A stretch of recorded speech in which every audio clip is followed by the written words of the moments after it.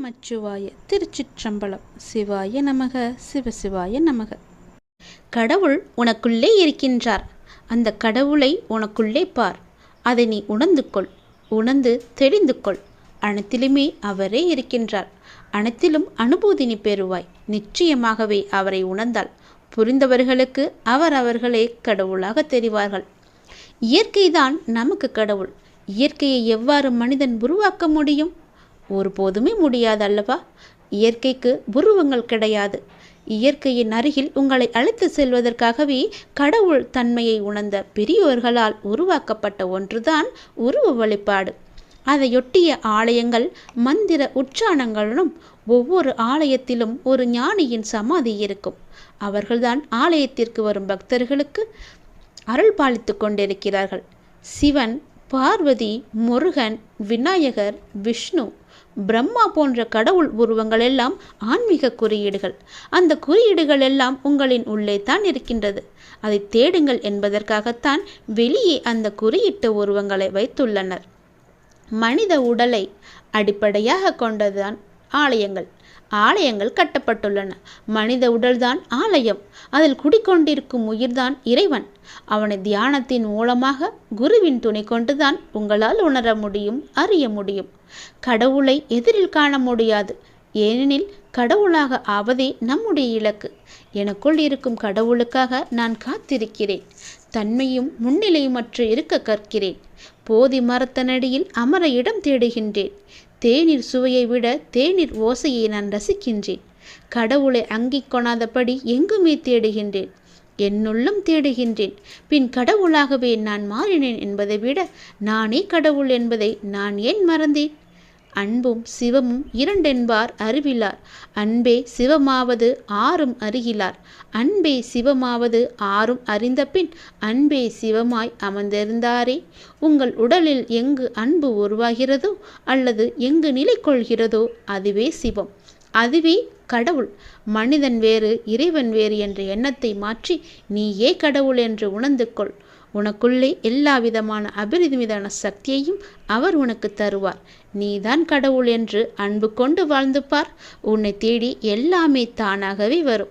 நீ எது கடவுள் என்று நினைக்கிறாயோ அவரும் உனக்குள்ளேயே வந்து இருப்பார். நிச்சயம் உனக்கு நல்லது மட்டுமே நடக்கும். உன்னிடம் ஒன்று சொல்லியே ஆக வேண்டும். உங்களை பற்றி அவதூறாகவோ மிக மட்டமாகவோ யார் பேசினாலும் அதை நீ காதில் வாங்கி கொள்ளாதே. அதை கண்டு கொள்ளாமல் அப்படியே விட்டுவிடு.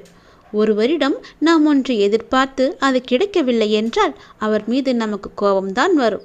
நமக்கு வருவது இயற்கைதானே. எனவே யாரிடமும் எதையுமே நீ எதிர்பார்க்காதே. தனக்கு பிடிக்காத மனிதர்களை பற்றி நினைத்து கூட பார்க்கக்கூடாது. ஒரு நொடி கூட, ஒரு துளி அளவு கூட அந்த ஞாபகம் உன் மனதில் இருக்கக்கூடாது. அதனால் நமக்கு ஆத்திரமும் கோபமும் அடிக்கடி ஏற்படுவதை நாமே நமக்கு தவிர்த்து விடலாம். தன்னம்பிக்கை உள்ளவர்களை ஒருபோதும் அவதூறுகளாகவும் ஏச்சு பேச்சுகளும் பாதிப்பது கிடையாது. பிடிக்காத நபர்கள் செயல்களை பற்றி எண்ணம் வரும்போது அந்த எண்ணங்களுக்கு பெரிய பூட்டு போட்டு விடுங்கள். எந்த செயலையும் ஆரம்பிக்க, செயற்படுத்த உங்களது மனம் தயங்கி கொண்டிருக்கின்றது. நீங்கள் செய்ய விரும்பும் காரியங்களை செய்வதிலிருந்து நீங்கள் அடிக்கடி உங்களை தடுத்து கொள்கிறீர்கள், பயப்படுகிறீர்கள். வாழ்க்கையை எப்போதும் ஒரு நிலையான போராட்டமாக எண்ணுங்கள். இந்த உலகம் ஒரு ஆபத்தான இடம் என்றால் வாழ முடியாதல்லவா? அப்படி நீங்கள் நினைக்கிறீர்கள். உங்களை விட ஏனைய அனைவரும் மகிழ்ச்சியாக இருக்கிறார்கள் என்று நீங்கள் நம்புகிறீர்கள். நீங்கள் சந்திக்கும் பெரும்பாலான நபர்களை பற்றி மோசமாக எண்ணுகிறீர்கள்.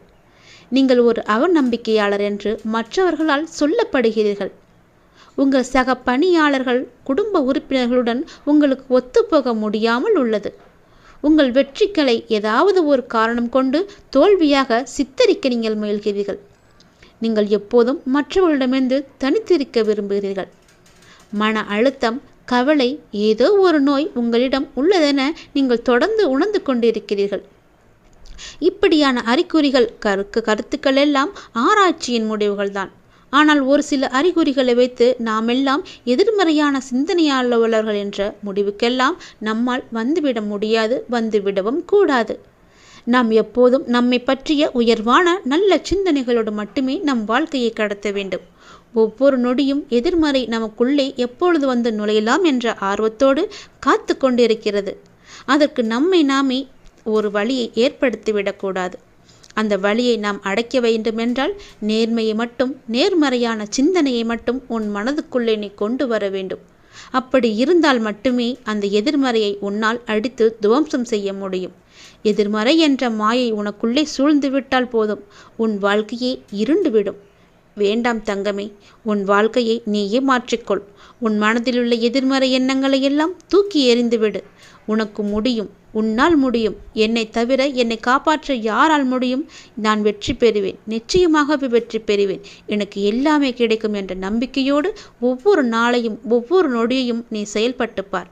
நேர்மறையாக நீ செயல்பட்டுப்பார். நேர்மறை எண்ணத்தோடு செயல்பட்டுப்பார். எதிர்மறை உனக்குள்ளே வரவே வராது. அந்த எதிர்மறை என்ற மாயையை அடித்து ஒழிக்க நீயே புறப்படு. நிச்சயம் உன் வாழ்வு நல்லதாகவே இருக்கும். எது நடந்தாலும் எனக்கு தெரியும், எது நடந்தாலும் என் கடவுளுக்கு தெரியும். எல்லாமே அவருடைய விருப்பம் போலதான் நடந்து கொண்டிருக்கிறது. நான் கடவுளை முழுமையாக நம்புகிறேன். அவரால் முடியாத காரியமென்று எதுவுமே கிடையாது என்ற நம்பிக்கையோடு ஒவ்வொரு நாளையும் நீ தொடங்கு. நிச்சயம் உன் வாழ்வில் தீபத்தை நான் ஏற்றுவேன். உன் வாழ்க்கை ஒளிமயமாகவே மாறும். நம் வாழ்க்கை இப்படியே தடுமாறிக்கொண்டே போய்விடுமோ என்ற எதிர்மறை உனக்குள்ளே தோன்றிவிட்டால் போதும். உன் எதிர்மறை உனக்குள்ளே வந்து நேர்மறை உன்னை விட்டு வெளியே போய்விடும். அதனால் தான் சொல்கிறேன், எதிர்மறையை நீ அடித்து ஒழித்துவிட்டு நேர்மறையை மட்டும் கொண்டு வா. எல்லாம் சிவமயம், எங்குமே சிவமயம் மட்டுமே. வாழ்க்கை பயணம் என்பது எப்படி இருக்க வேண்டும்? வாழ்க்கையின் பயணம் மிகவுமே அழகானது. அந்த பயணத்தில் நாம் காலார நடந்து செல்கின்றோம். நம்முடைய விதிப்பயன் காரணமாக கற்களும் முட்களும் காலை பதம் பார்க்கலாம். புண்ணிய பலன்கள் என்னும் பஞ்சு பந்தை போன்ற பசுமையான புட்கள் நிறைந்த நடைபாதைகளையும் நாம் காணலாம். அனைத்தையும் சிரித்து கொண்டு நாம் கடந்து விட வேண்டும். நம்முடைய கஷ்டங்களையும் இன்பமாய் ஏற்றுக்கொள்ள பழகிவிட வேண்டும்.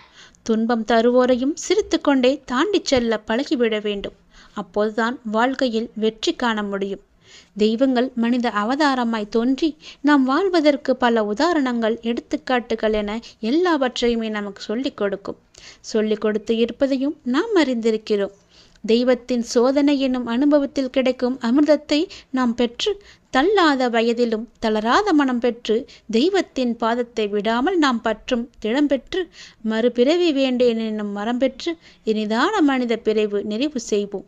திக்குக்கட்டு என்று ஒன்று இருக்கிறது. திருநீரை கையில் எடுத்துக்கொள்ள வேண்டும். புவியை தொட்டு வணங்கி எங்கென்று திருநீரை சிரசை தொட்டு முன்புறம் போடவும். வங்கென்று சிரசை தொட்டு பின்புறம் போடவும். சிங்கென்று சிரசை தொட்டு வலம்புறம் போடவும். மங் என்று சிரசை தொட்டு இடம்புறம் போடவும். குங்குமம் மலரையும் கூட இதற்கு நீங்கள் பயன்படுத்தலாம். பிறகு கீழ்கண்ட நான் சொல்லுகின்ற இந்த மந்திரத்தை சொல்ல வேண்டும். அரி ஓம் தெற்கே நோக்கினேனே தெற்கே, சண்முகமூர்த்தியாக கொண்டேனே. அரி ஓம் வடக்கே நோக்கினேனே வடக்கே, பிரம்மாவாக கொண்டேனே. அரி ஓம் கிழக்கே நோக்கினேனே கிழக்கே, தேவேந்திரனாக கொண்டேனே.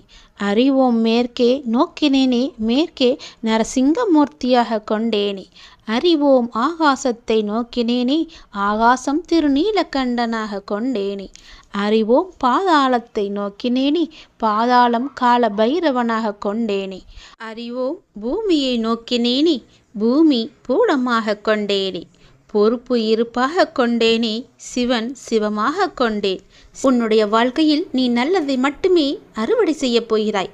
நன்மைகளை அறுவடை செய்ய சரியான நேரத்தில் சரியானதை செய்யுங்கள். வாழ்க்கை என்பது ஒரு அழகிய பயணம். நல்லதாக இருக்கட்டும், கெட்டதாக இருக்கட்டும், அது நகர்ந்து கொண்டே இருக்கும். நீங்களும் நகர்ந்து கொண்டே இருங்கள். இன்பம் வந்தால் ரசித்து கொண்டே செல்லுங்கள். துன்பம் வந்தால் சகித்து கொண்டே செல்லுங்கள். எங்கேயும் நீங்கள் தேங்கி விடாதீர்கள். தேங்கினால் துயரம், வாடினால் வருத்தம். நிற்காமல் ஓடுவதே நமக்கு பொருத்தமாக இருக்கும். ஓடுங்கள். நதியாக வளைந்து நெளிந்து உங்கள் இலக்கை அடையும் வரை ஓடிக்கொண்டே இருங்கள். இடைவிடாது வணங்கியும் இன்னல் தீரவில்லை என்கின்றாய். தேவைக்கு வணங்காதே, நீயே தேவை என்று வணங்கு. அப்படிதான் வணங்க வேண்டும். அப்படி வணங்க வேண்டும் என்பதை நீ உணர்ந்து கொள். மனம் சஞ்சலம் அடிக்கடி தோன்றினால் மனம் தெளிவாக இருக்கிறது. எடுக்கிற முடிவுகள், போகிற பாதை என எதுவுமே சரியாக இருக்காது. ஆகவே எப்போதும் குழப்பத்தில் இருக்க வேண்டியிருக்கும். இதை முதலில் நாம் மாற்ற வேண்டும். இதற்கு அற்புதமான ஒரு உபாயத்தை தான் நான் கூறப்போகிறேன் உனக்கு. முதலில் உன் மனதை ஏதாவது ஒன்றின் மீது நீ செலுத்திவிடு. உனக்கு எதன் மீது அதிக பிரியம் உண்டோ அதன் மீது மனதை செலுத்து. அப்போது மனம் குவிய ஆரம்பிக்கும். உன் பிரச்சனைகள் எல்லாமே தீர்ந்துவிடும். நீங்கள் கடவுள் மீது உங்கள் மனதை நீங்கள் செலுத்தினால் போதுமானது. அவரே இறக்கப்பட்டு உங்கள் மனதை அமைதி நிலைக்கு கொண்டு வந்து விடுவார். அப்போது உங்களுடைய மனமானது நிச்சயம் அமைதியடையும். இங்கு இன்னொரு உண்மையினையும் நீங்கள் தெரிந்து கொள்ள வேண்டும். எத்தகைய பிரச்சனையாக இருந்தாலும் அது அப்பாவின் அனுமதியோடு தான் வாழ்க்கையில் நுழைகிறது.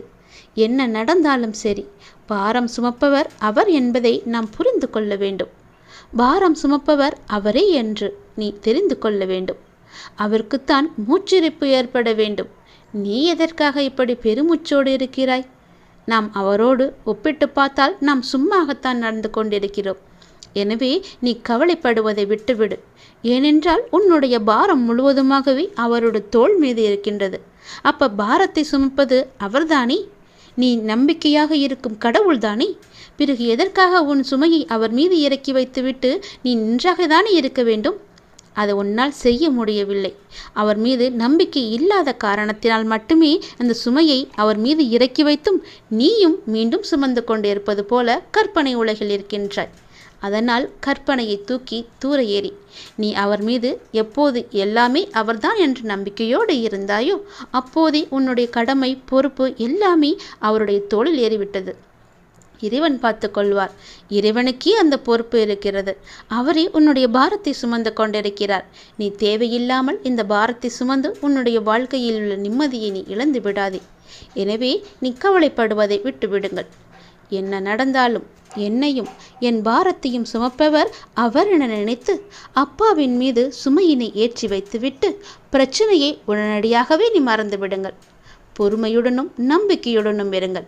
அப்பாவின் செயல்கள் வெளிச்சத்திற்கு வரும் நாளை எதிர்பார்த்து காத்திருந்தால் நிச்சயமாகவே உன்னுடைய பிரச்சனை எல்லாமே தீர்ந்துவிடும். கண்டிப்பாக இது நடந்தே தீரும். உன்னுடைய பாரம் முழுவதும் என் மீது சுமத்துவிட்டாய் என்ற நம்பிக்கையோடு உன்னுடைய நாளை ஒவ்வொரு நாளையும் புனித நாளாக தொடங்கு. நிச்சயம் உனக்கு நன்மை கிடைக்கும். உன்னை அவமதிப்பவரை கண்டு ஒருபோதும் விரக்தியடையாமல் நீ இருக்க வேண்டும். ஏனென்றால் நீ அவர்களை அதிர்ச்சியடையும் அளவுக்கு அசாதாரண சக்தியுடன் வளர்ந்து அவர்கள் முன்வந்து நீ நிற்கப் போகின்றாய். உனக்காகவே எல்லாவற்றையுமே நான் தயார் செய்துவிட்டேன். இனி உன் வாழ்வு எல்லாமே நல்லதாகவே நடக்கப் போகிறது. முன்னேற்றமே இல்லாமல் இருக்கிறது என்ற மனோபாவத்தை நீ விட்டொழி. இனி ஒவ்வொரு வாழ்க்கையில் ஒவ்வொன்றாக முன்னேற்றம் மட்டுமே இருக்கப் போகிறது. ஒவ்வொரு நொடியும் முன்னேற்றம் மட்டுமே நடக்கப் போகிறது. முன்னேறுவது எப்படி என்று நீ எதிர்பார்க்காதே, கவலைப்படாதே. நான் அதற்கான வழியை காமிக்கின்றேன். கவலைகளை எல்லாம் புறந்தள்ளி ஆளுமையை தரும் தன்னம்பிக்கையை நீ ஆடையாக அணி. எளிதானதை நோக்கி செல்லாதே, சரியானதை நோக்கி செல். வாழ்க்கை ஒரு அழகான பயணம். அதை மகிழ்வாய் வாழ நீ முயற்சி செய். உனக்கு துணையாக உன்னுடைய அப்பா நான் இருக்கின்றேன். நன்றி கடன் மறவாதி. நமக்கு ஒரு துன்பம் வந்ததற்காக அதை போக்குவதற்காக நம் அப்பாவிடம் தஞ்சம் அடைகின்றோம். அதனை வெகு இலகுவாகவே அப்பா தீர்த்து வைக்கின்றார். நாம் அதோடு மட்டும் இருந்து விடாமல் அப்பாவிடம் நன்றி கடன் செலுத்தவும் வேண்டும். செல்லவும் வேண்டும். இதற்காக அப்பா எதையுமே நம்மிடம் எதிர்பார்க்க மாட்டார். ஒரு முறை அவரை சென்று நீ தரிசனம் செய்துவிட்டு வா, நல்லதே நடக்கும். நீ இப்போது உன் மனதில் ஏகப்பட்ட குழப்பங்களுடன் பதற்றத்துடனும் இருக்கின்றாய். வீணான கவலைகளை உன் மனதில் வைத்து கொண்டிருக்கிறாய். உன் மனமானது, உன் இதயமானது துடித்துடிப்புடன் காணப்படுகிறது. ஏன்? எதற்காக? வீணாக எதற்காக இந்த கவலை? ஏன் இந்த குழப்பம்? எதற்காக இந்த பதற்றம்? ஏன் இந்த துடித்துடிப்பு? நீ முதலில் அனைத்தையுமே விட்டுவிடு. உன் வேலைகளை பார்த்து கொண்டிரு. போகிற போக்கிலேயே போய்கொண்டிரு. எதையும் நீ தூக்கி சுமந்து கொண்டிருக்காதே. அதை முதலில் மறப்பதற்கு என்ன செய்ய வேண்டுமோ அதை செய். உன்னுடைய மனம் அதிலேயே லயித்து இல்லாமல் வேறு பக்கம் திருப்பு. அப்போதுதான் அவற்றை பற்றி எண்ணம் உன் மனதில் இழுக்காமல் இருக்கும். நான் உனக்காக அவதரித்தவன். நான் இருக்கும்போது எதற்காக நீ கவலைப்படுகிறாய்? உன்னை நல்லபடியாக உயர்த்த உனக்காக பாடுபட்டு கொண்டு நான் இங்கே இருக்கிறேன். தயவு செய்து தயவு செய்து நான் உன்னுடன் இருப்பதை நீ உணர்ந்து கொள். நான் வருவதற்கு முன்பும் வந்ததற்கு பிறகும் நடந்து கொண்டிருப்பதை நீ உணர்ந்து கொள். நான் வருவதற்கு முன்பு என்ன செய்து கொண்டிருந்தாய், நான் வந்த பிறகு எப்படியெல்லாம் உன்னுடைய பிரச்சனைகள் தீர்ந்தன என்று கொஞ்சம் திரும்பிப்பார். உன்னை எப்படி நான் கைவிடுவேன் என்று ஒரு நொடியில் நீ நினைத்து விட்டாய்? உன் அப்பா உன்னை பார்த்து கொள்ள மாட்டேனா? உன்னை அவ்வளோ சீக்கிரம் விட்டு விடுவேன் என்று நினைக்கிறாயா? உன்னை அனைத்து திசைகளிலிருந்தும் பாதுகாத்து கொண்டிருக்கிறேன். நான் இருக்கும் இடத்தில் எவரையுமே நெருங்க விட மாட்டேன். நான் உனக்குள்ளே நீக்கமர நிறைந்திருக்கிறேன். என் கண் பார்வை உன் மீது விழுந்து கொண்டிருக்கும் போது எந்த கெடுதலும் வந்து உன்னை துன்புறுத்திவிட முடியாது. தெரிந்து கொள், எந்த துன்பமும் உன் அருகில் கூட வர பயப்படும். நான் இருக்கிறேன், நீ பயப்படாதே. உனக்கு வரும் பிரச்சனைகள் எல்லாமே சிறு சிறு வகைதான். பயப்படாதே. பெரிதாக ஒன்றையும் நான் கொடுக்க மாட்டேன். கொஞ்சமாவது உனக்கு பக்குவம் வேண்டும் என்பதற்காகத்தான் இதையெல்லாம் கொடுத்தேன். சின்ன பிரச்சனையை பெரிதாக பார்க்காதே. மனதில் போட்டு குழப்பத்தை ஏற்படுத்தாதே. உன்னை நீயே பதற்றப்பட வைக்காதே. வீணான கவலைப்பட்டு உன் உடம்பை நீ வீணடிக்காதே. உன் இதயம் சீராக துடிக்க வேண்டும். அப்பொழுதுதான் நீயும் நன்றாக இருப்பாய். எப்படி என் வேண்டுகோள்கள் அனைத்தையும் இப்படி நிறைவேறியது என விரைவிலேயே நீ ஆச்சரியப்பட போடுகிறாய். கவலைப்படாதே குழந்தையே. என் கண்ணிலிருந்து வரும் அருள் கதிரால் நீ பாதுகாக்கப்படுகிறாய். அதனால் நீ கவலையை விடு. என்னுடைய கண்ணின் ஒளி உன் மீது இருக்கிறது. என் பார்வை முழுவதுமாகவே உன் மீது மட்டும்தான் இருக்கிறது. என்னை மீறி எதுவுமே உனக்கு நடக்காது. பயப்படாமல் தைரியமாக இரு. சந்தோஷமாகவே வைத்துக்கொள். இது கிருஷ்ணரின் கதை. அர்ஜுனா, என்னை சரணடை, கலங்காதே, கடமையினை மட்டும் செய் என்ற ஸ்ரீ கிருஷ்ணனின் கீதை இது. ஹரி ஓம் சம்போ சிவசம்போ மகாதேவ். அமைதியை தேடுங்கள், அன்பே சிவம் என்று சொல்லுங்கள். கண்ணா பரந்தாமா, நான் மிகவும் குழம்பியிருக்கின்றேன், சோர்வடைந்தும் விட்டேன். எல்லாம் வீணான முயற்சி என்பது போலாகிவிட்டது எனக்கு. என்னால் இனி ஒரு அடி கூட எடுத்து வைக்க முடியாது. அவர்களை ஆண்டு கொள்ளட்டும். நான் இனி களத்தில் இருக்க விரும்பவில்லை என்று சொன்னார். அர்ஜுனா, சூதாட்டத்தில் காய்களை அவர்கள் பக்கம் விழுமாறு செய்தவன் யார்? நீயா இல்லை நானா? இந்த யுத்தத்தை நடத்த திட்டமிட்டவன் யார்? நான். நடந்த காட்சிகள், நடக்க வேண்டிய காட்சிகளை நான் அறிந்திருக்கிறேன். உன்னால் அதை அறியவும் முடியாது. அறிந்து கொள்ளவும் அறிவும் உனக்கு கொடுக்கப்படவில்லை. எல்லாம் அறிந்தவன் நான். இங்கு எல்லாவற்றுக்கும் ஒரு காரணம் உண்டு. அதை நீ அறிய மாட்டாய். ஆனால் நான் அறிவேன். என்னால் அறிய முடியும். விதைப்பது உன் கடமை. விதையினை, நிலத்தை, நீரை உருவாக்கும் சக்தி உனக்கு கொடுக்கப்பட்டதா? இல்லை. அது எல்லாமே என்னுடைய பொறுப்பு. விதைப்பதை விதைத்து விட்டு போ. விளைச்சலுக்கு நானே பொறுப்பு. உன் கடமையினை நீ செய். விளைவுகளுக்கு நானே பொறுப்பு. நீ என் வெறும் கருவி, என் கைப்பாவை. நான் சொன்னதை மட்டும் நீ செய். எந்த நேரத்தில் எதை எப்படி எடுத்து முடிக்க வேண்டும் என்பதை அறிந்தவன் நான். இது நான் நடத்தும் காட்சிகள். உனக்கான கடமையினை மட்டும் நீ செய். அடுத்தவன் கர்மாவோ கடமையோ பற்றியோ சிந்திக்கும் அவசியம் உனக்கு இல்லை. அதனால் உனக்கு குழப்பமே மிஞ்சும். அவன் அந்த காரியத்தை அவன் செய்யட்டும். நீ வந்த காரியத்தை மட்டும் நீ செய்துவிடு. எல்லோரையும் இயக்கும் நான் என் காரியத்தை நன்றாகவே செய்து கொண்டிருக்கிறேன். இங்கு எல்லாம் மாயை. மாயையின் உச்சம் காட்டும் மயக்கத்தில் மயங்கி கிடக்கின்றாய் நீ. என்னை உற்றுப்பார். என்னுடைய விஸ்வரூபத்தை பார். இவர்களெல்லாம் யார் என பார். எதற்காக இங்கு குவிந்திருக்கின்றார்கள் என பார். எதற்காக அதிகாரம் அவர்களுக்கு கொடுக்கப்பட்டது என்பதை மட்டும் பார். உன் கடமையினை மட்டும் நீ செய். மயக்கத்தில் சிக்கி இதிலிருந்து நழுவினால் இன்னொருவனை கொண்டு இந்த காட்சிகளை நடத்த எனக்கு தெரியும். ஆனால் உன் சுதர்மத்தை, கர்மத்தை தவறவிட்ட பாவம் உன்னை விடாது. புரிந்து கொள். உன் கர்ம கழியவும் உன் கடமை நிறைவேறவும் இங்கு நீ அழைத்து வரப்பட்டிருக்கின்றாய். அந்த கடமையினை தெளிவாக செய். மயக்கம் அருந்து குழம்பாமல் பற்றறுத்து செய். இங்கு காண்பன எல்லாமே மறையும். மறைந்தன எல்லாமே திரும்பும். காலமாக நான் ஆடும் இந்த ஆட்டம் உனக்கு புரியாது. புரியாத விஷயத்தை யோசித்து ஏன் குழம்புகின்றாய்? இங்கு எல்லாவற்றுக்குமே ஒரு காலம் உண்டு. அதன்படியே காட்சிகளும் அமைந்து கொண்டிருக்கின்றன. அக்கிரமம் ஆட ஒரு காலம் உண்டு, அடங்க ஒரு காலம் உண்டு. எல்லா அதர்மமும் ஆடித்தான் அடங்கும் என்பதை மனதில் கொள். எந்த அக்கிரமும் நெடுநாள் நிலைத்ததில்லை என்பதையும் நினைவில் கொள். கடும் வெயில் மழைக்கு அறிகுறி. மழை செழுமையின் வாசல். வெயிலின்றி மழை இல்லை. அதர்மம் ஆடாமல் தர்மம் வர வாய்ப்பே இல்லை. இதுதான் என்னுடைய நாடகம், என்னுடைய இயக்கம். நீங்கள் எல்லாம் வெறும் பாத்திரங்கள் மட்டுமே. உன் பாத்திரத்தை நீ ஒழுங்காக செய், அதுதான் நான் கேட்பது. நீ இன்று காணும் எல்லாமே மாறும், எல்லாம் மாறும். அர்ஜுனா, என்னை சரணடை. என்னில் உன் பாரங்களை சுமத்து. என் காவலில் இருந்தே கடமையினை செய். எப்பொழுதும் உன்னோடு நான் இருந்து காத்து வருவேன். கலங்காதே, எழு, மயக்கமறு. கடமையினை செய், அதை மட்டும் செய். அதற்காகவே நீ படைக்கப்பட்டிருக்கின்றாய் என்று கூறினார் பரந்தாமன். இந்த கதையை நீங்கள் உணர்ந்து கொண்டால் உங்கள் வாழ்வில் நீங்கள் நிச்சயம் வெற்றி பெறலாம். எதற்காகவுமே நீங்கள் பயப்பட வேண்டிய அவசியமும் இருக்காது. எதற்காகவும் நீங்கள் கவலைப்பட வேண்டிய அவசியமும் இருக்காது. ஏனென்றால் மேலே இருந்து நடத்தி கொண்டிருப்பவர் எல்லாம் வல்ல இறைவன். அவருக்கு மட்டுமே தெரியும், உனக்கு ஒன்றுமே தெரியாது. நன்றாக புரிந்து கொள்.